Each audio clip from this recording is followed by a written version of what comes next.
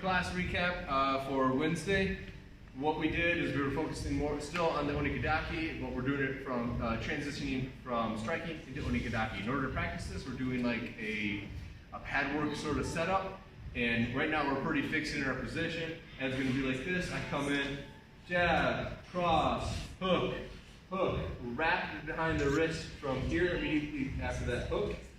I'm going to cross through, clip them in the chin, slide my foot in, and enter with an ichimanji, taking out his hips.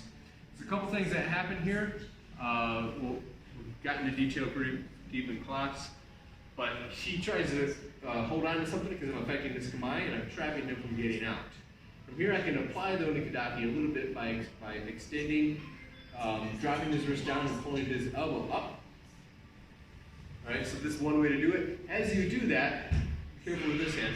As you do that, he's going to want to escape. I'm going to want to lift him, right, by pulling my leg out of the way. As he escapes, I can pull this back into me, and this is where the Onikudaki comes to life. From here, I twist, and it's basically the chicken wing effect.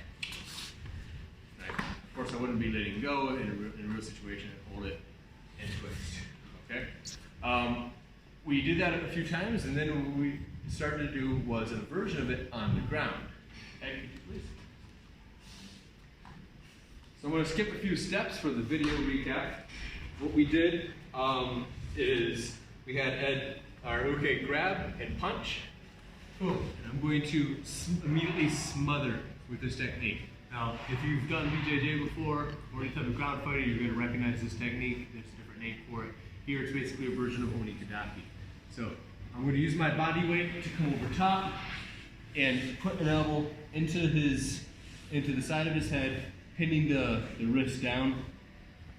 And as I hold that down, I want to transfer my other hand.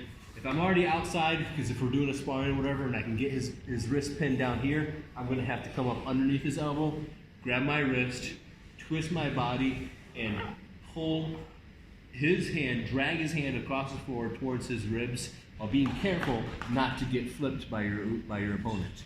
Right? So as I do that, okay, that's a tap. You get it? Right.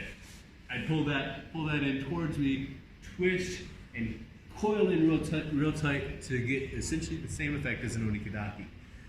Now, if you really want to practice your Onikudaki from standing, you can make this extra difficult for yourself and try to get the standing version on the floor. This is not a recommended ground technique, but it's a good way to become more familiar with the standing version. So we basically do the same thing here. Go ahead and he grabs and punches. I smother. Now, instead of doing what I did before, I'm going to have to cross here and come over to his wrist and hold this against my face.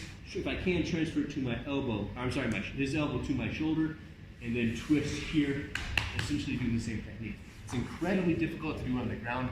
I'm going to say this again, it is not a ground technique. It is to help you become more familiar with it so that when you transition it to standing up, you understand the position a little bit better. So from here, across, boom, pulling it in.